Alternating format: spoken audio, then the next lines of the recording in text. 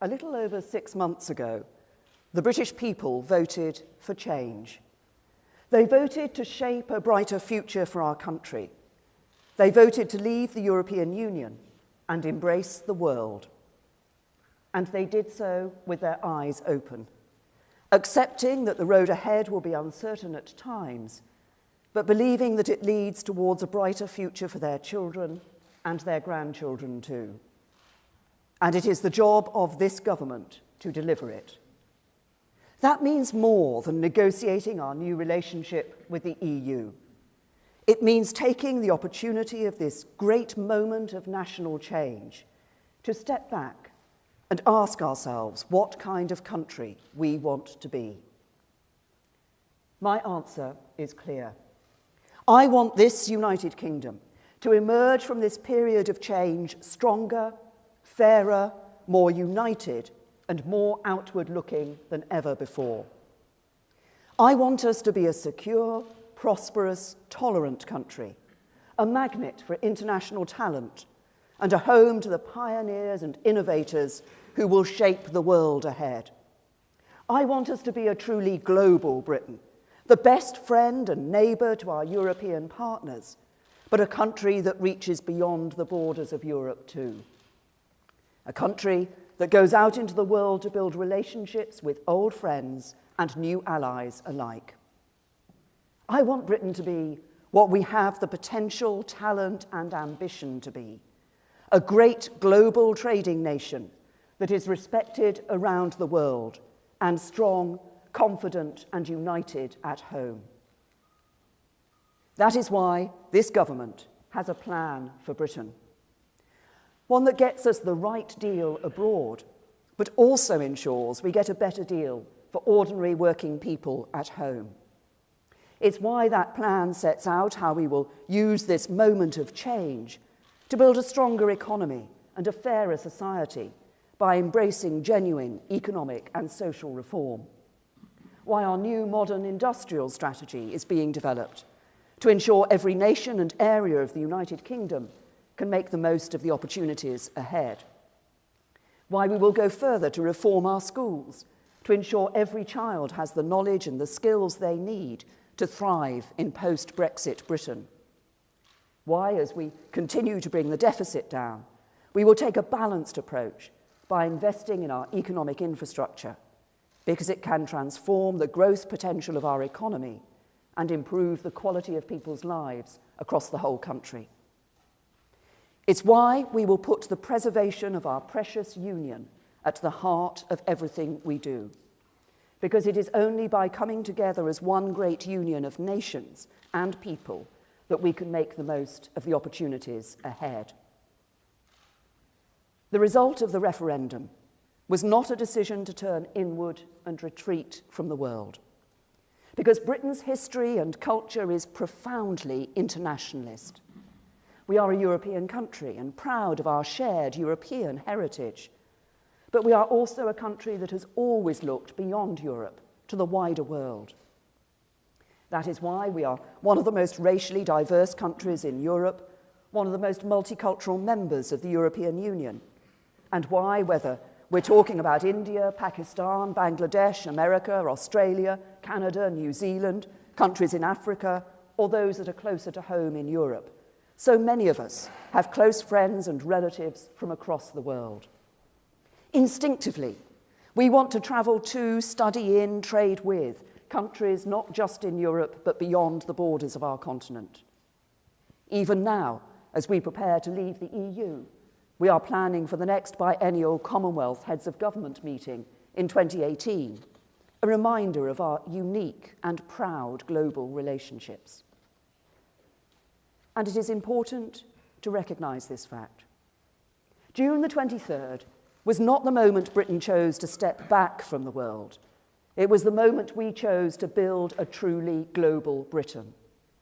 I know that this and the other reasons Britain took such a decision is not always well understood among our friends and allies in Europe. And I know many fear that this might herald the beginning of a greater unravelling of the EU. But let me be clear, I do not want that to happen. It would not be in the best interests of Britain. It remains overwhelmingly and compellingly in Britain's national interest that the EU should succeed. And that is why I hope, in the months and years ahead, we will all reflect on the lessons of Britain's decision to leave. So let me take this opportunity to set out the reasons for our decision and to address the people of Europe directly. It's not simply because our history and culture is profoundly internationalist, important though that is. Many in Britain have always felt that the United Kingdom's place in the European Union came at the expense of our global ties and of a bolder embrace of free trade with the wider world. There are other important reasons too. Our political traditions are different. Unlike other European countries, we have no written constitution, but the principle of parliamentary sovereignty is the basis of our unwritten constitutional settlement. We have only a recent history of devolved governance, though it has rapidly embedded itself. And we have little history of coalition government. The public expect to be able to hold their governments to account very directly. And as a result, supranational institutions, as strong as those created by the European Union, sit very uneasily in relation to our political history and way of life. And while I know Britain might at times have been seen as an awkward member state, the European Union has struggled to deal with the diversity of its member countries and their interests. It bends towards uniformity, not flexibility. David Cameron's negotiation was a valiant final attempt to make it work for Britain. And I want to thank all those elsewhere in Europe who helped him to reach an agreement. But the blunt truth, as we know, is that there was not enough flexibility on many important matters for a majority of British voters. Now, I do not believe that these things apply uniquely to Britain.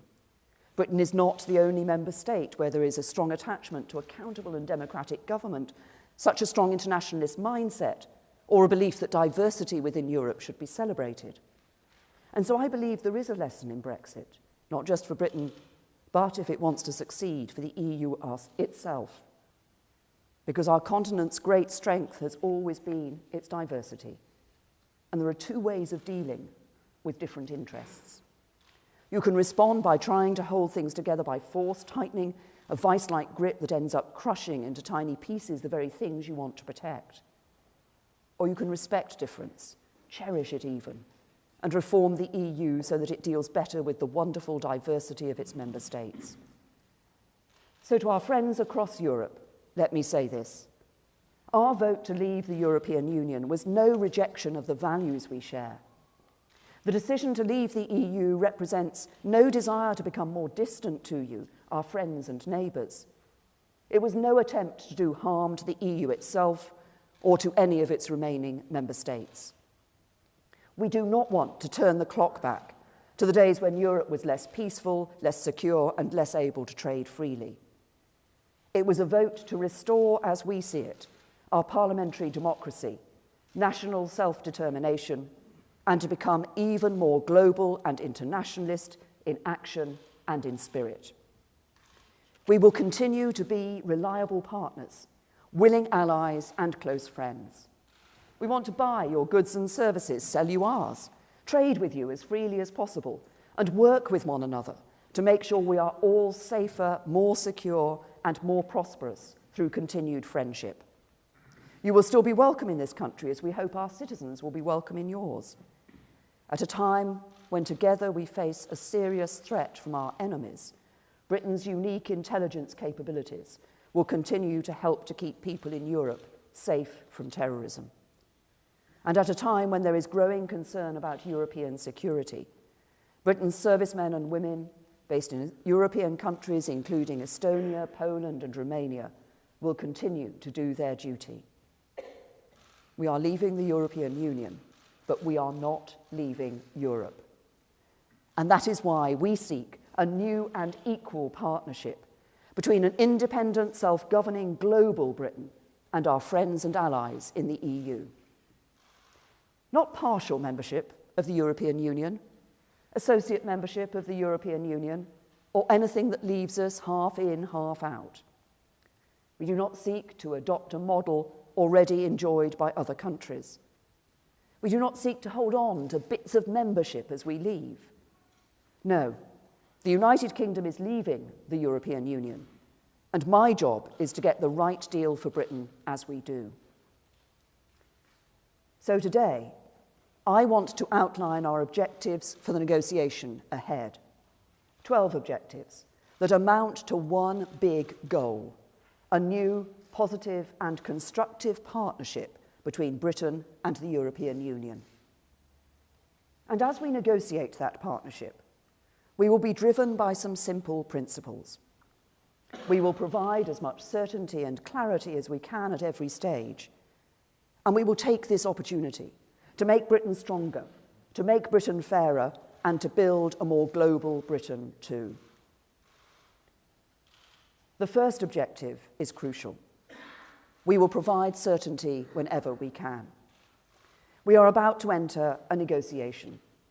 That means there will be give and take. There will have to be compromises. It will require imagination on both sides. And not everybody will be able to know everything at every stage. But I recognise how important it is to provide business, the public sector, and everybody with as much certainty as possible as we move through the process.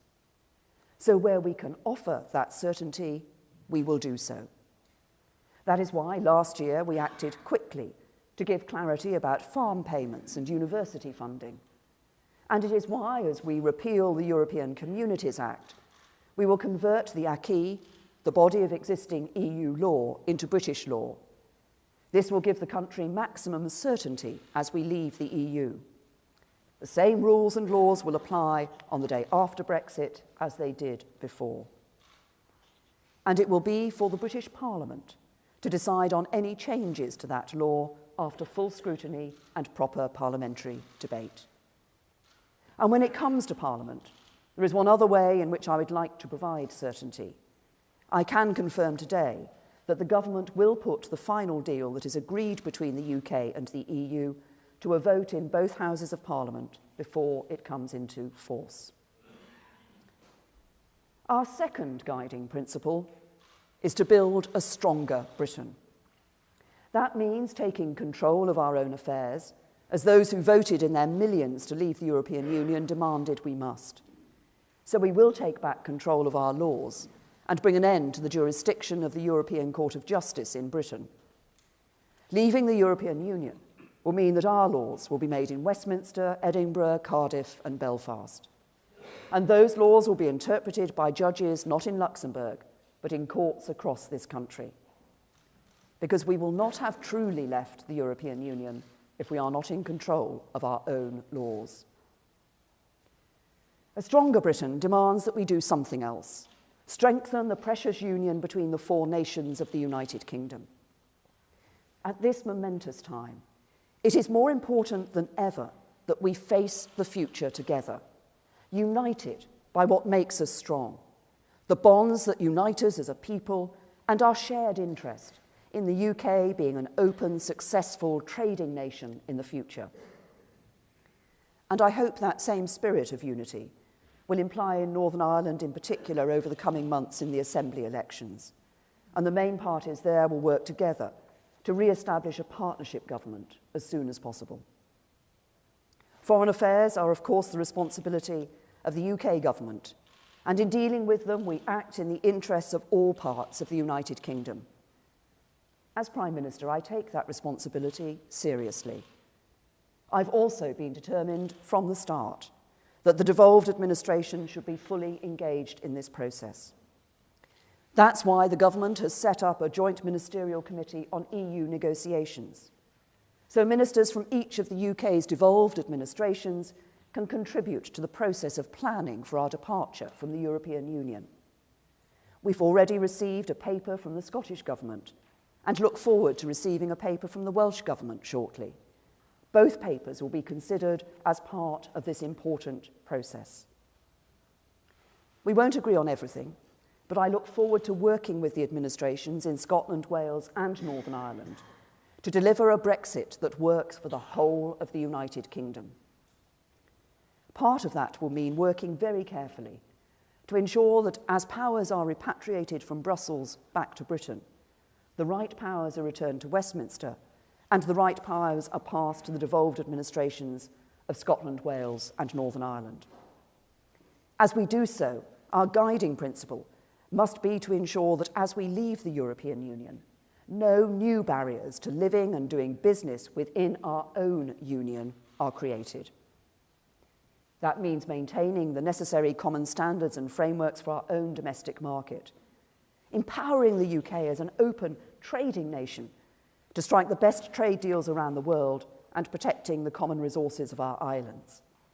And as we do this, I should equally be clear that no decisions currently taken by the devolved administrations will be removed from them.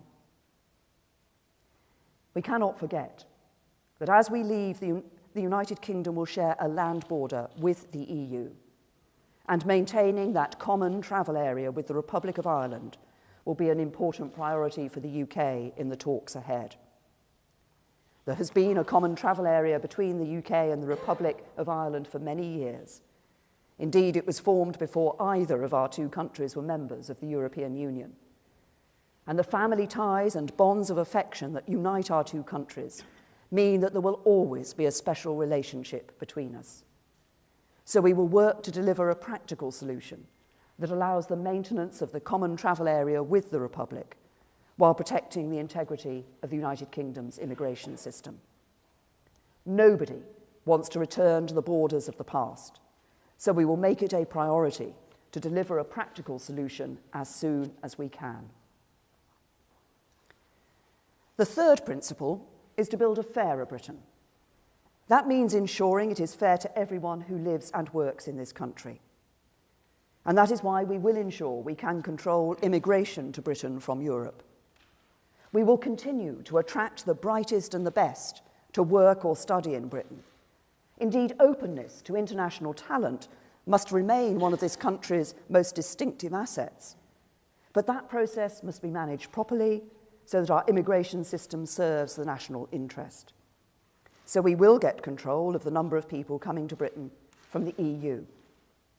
Because while controlled immigration can bring great benefits, filling skills shortages, delivering public services, making British businesses the world beaters they often are, when the numbers get too high, public support for the system falters. In the last decade or so, we've seen record levels of net migration in Britain, and that sheer volume has put pressure on public services like schools, stretched our infrastructure, especially housing, and put a downward pressure on wages for working class people. As Home Secretary for 6 years, I know that you cannot control immigration overall when there is free movement to Britain from Europe. Britain is an open and tolerant country. We will always want immigration, especially high-skilled immigration. We will always want immigration from Europe, and we will always welcome individual migrants as friends. But the message from the public before and during the referendum campaign was clear. Brexit must mean control of the number of people who come to Britain from Europe, and that is what we will deliver. Fairness demands that we deal with another issue as soon as possible, too. We want to guarantee the rights of EU citizens who are already living in Britain and the rights of British nationals in other member states as early as we can. I've told other EU leaders that we could give people the certainty they want straight away and reach such a deal now. Many of them favour such an agreement.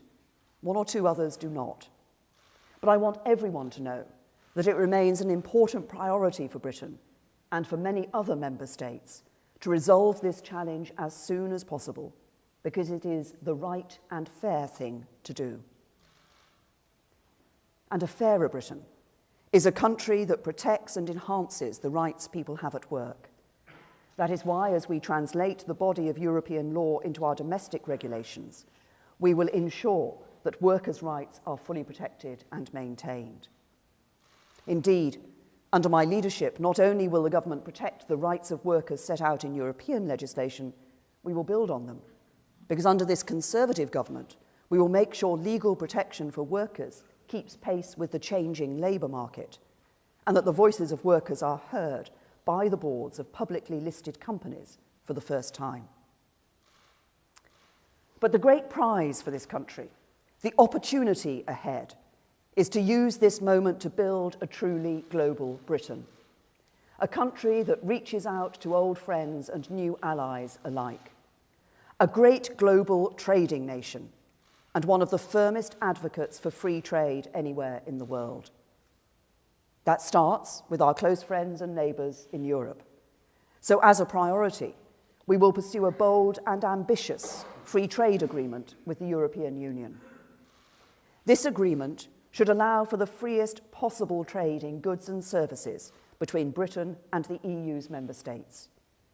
It should give British companies the maximum freedom to trade with and operate within European markets, and let European businesses do the same in Britain.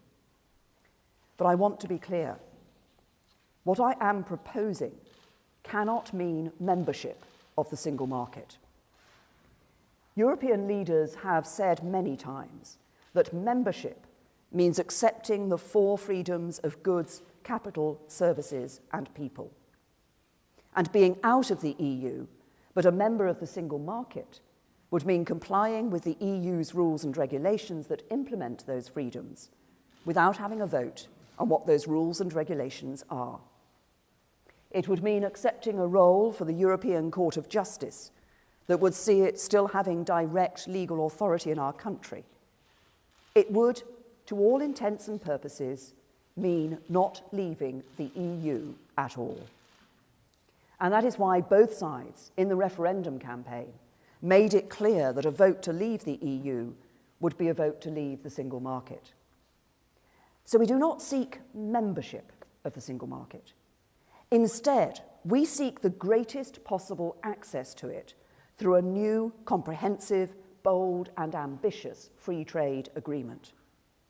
That agreement may take in elements of current single market arrangements in certain areas, on the export of cars and lorries, for example, or the freedom to provide financial services across national borders, as it makes no sense to start again from scratch when Britain and the remaining member states have adhered to the same rules for so many years. But I respect the position taken by European leaders who have been clear about their position, just as I am clear about mine. So an important part of the new strategic partnership we seek with the EU will be the pursuit of the greatest possible access to the single market on a fully reciprocal basis through a comprehensive free trade agreement. And because we will no longer be members of the single market, we will not be required to contribute huge sums to the EU budget. There may be some specific European programmes in which we might want to participate. If so, and this will be for us to decide, it's reasonable that we should make an appropriate contribution. But the principle is clear. The days of Britain making vast contributions to the European Union every year will end. But it is not just trade with the EU we should be interested in. A global Britain must be free to strike trade agreements with countries from outside the European Union too. Because important though our trade with the EU is and will remain, it is clear that the UK needs to increase significantly its trade with the fastest growing export markets in the world. Since joining the EU, trade as a percentage of GDP has broadly stagnated in the UK. That is why it is time for Britain to get out into the world and rediscover its role as a great global trading nation. This is such a priority for me that when I became Prime Minister, I established for the first time a Department for International Trade led by Liam Fox. We want to get out into the wider world, to trade and do business all around the globe. Countries including China, Brazil, and the Gulf states have already expressed their interest in striking trade deals with us. We've started discussions on future trade ties with countries like Australia, New Zealand, and India. And President-elect Trump has said Britain is not at the back of the queue for a trade deal with the United States, the world's biggest economy, but front of the line. I know my emphasis on striking trade agreements with countries outside Europe has led to questions about whether Britain seeks to remain a member of the EU's customs union. And it is true that full customs union membership prevents us from negotiating our own comprehensive trade deals. Now, I want Britain to be able to negotiate its own trade agreements, but I also want tariff-free trade with Europe and cross-border trade there to be as frictionless as possible. That means I do not want Britain to be part of the common commercial policy, and I do not want us to be bound by the common external tariff. These are the elements of the customs union that prevent us from striking our own comprehensive trade agreements with other countries. But I do want us to have a customs agreement with the EU. Whether that means we must reach a completely new customs agreement, become an associate member of the customs union in some way, or remain a signatory to some elements of it, I hold no preconceived position. I have an open mind on how we do it. It is not the means that matter, but the ends. And those ends are clear. I want to remove as many barriers to trade as possible. And I want Britain to be free to establish our own tariff schedules at the World Trade Organization, meaning we can reach new trade agreements, not just with the EU, but with old friends and new allies from outside Europe too. A global Britain must also be a country that looks to the future. That means being one of the best places in the world for science and innovation. One of our great strengths as a nation is the breadth and depth of our academic and scientific communities, backed up by some of the world's best universities.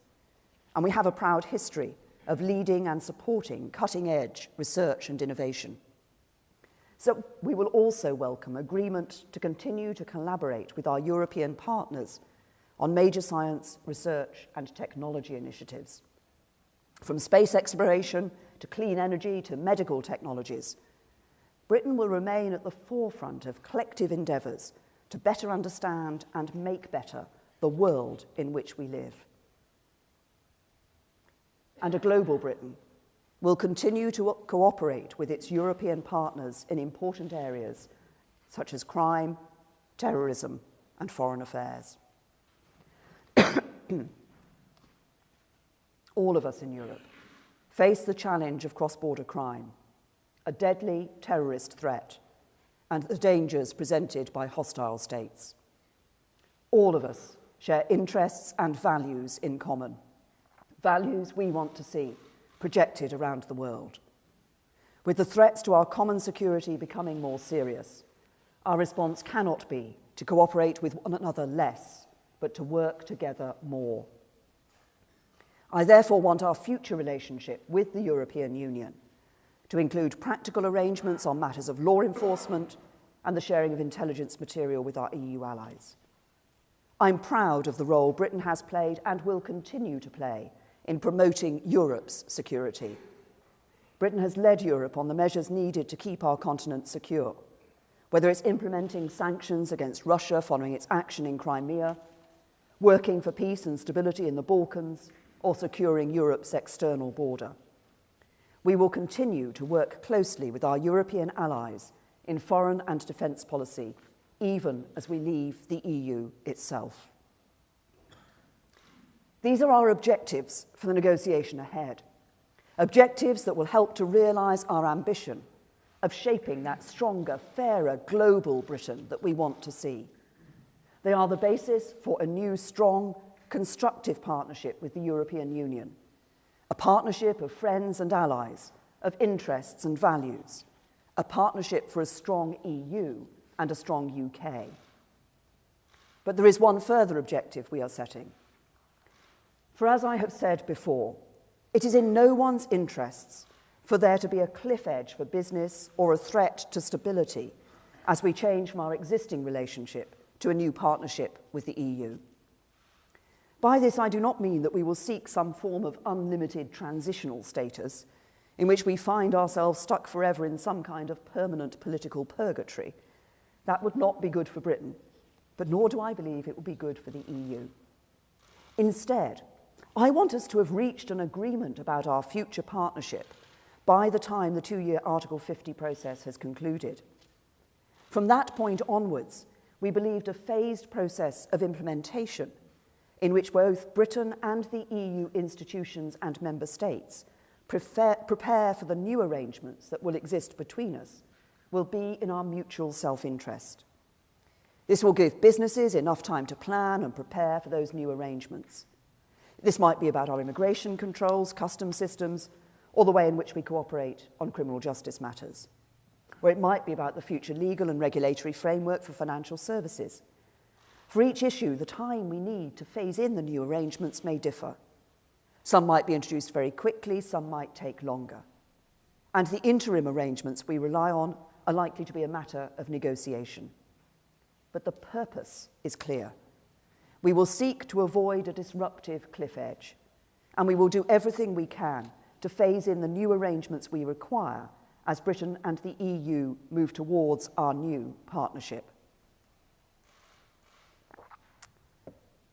So these are the objectives we have set.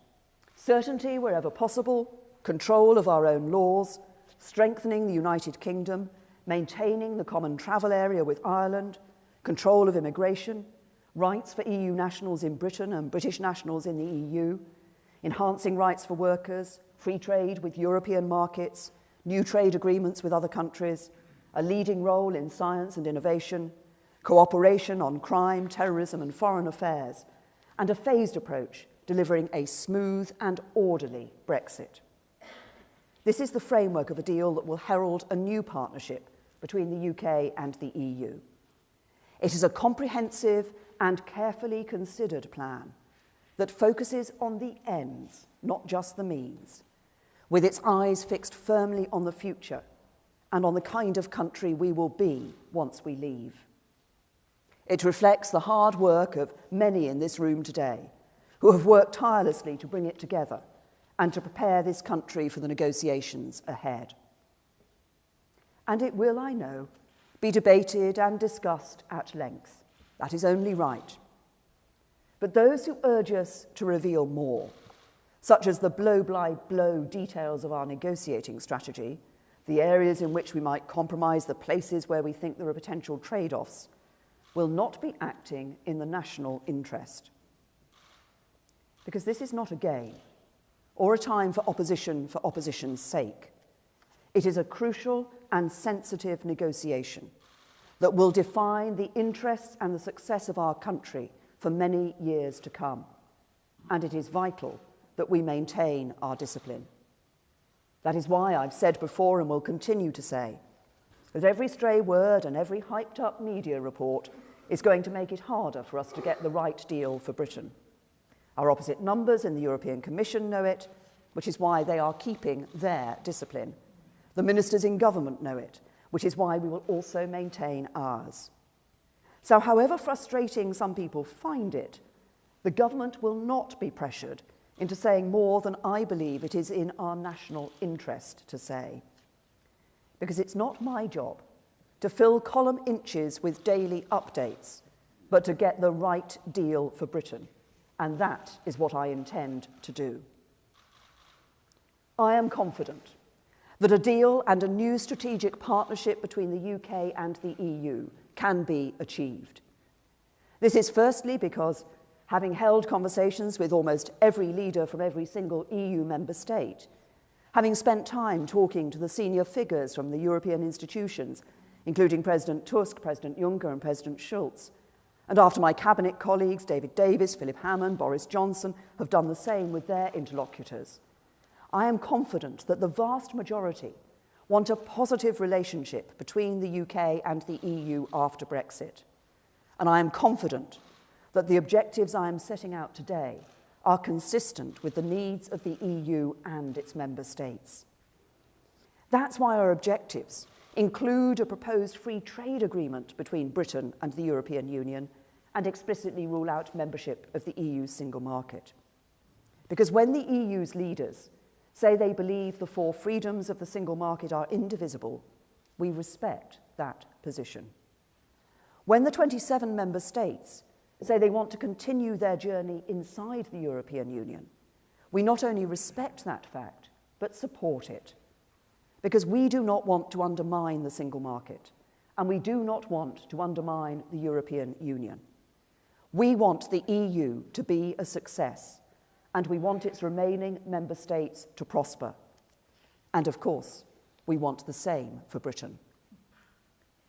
And the second reason I believe it is possible to reach a good deal is that the kind of agreement I have described today is the economically rational thing that both Britain and the EU should aim for.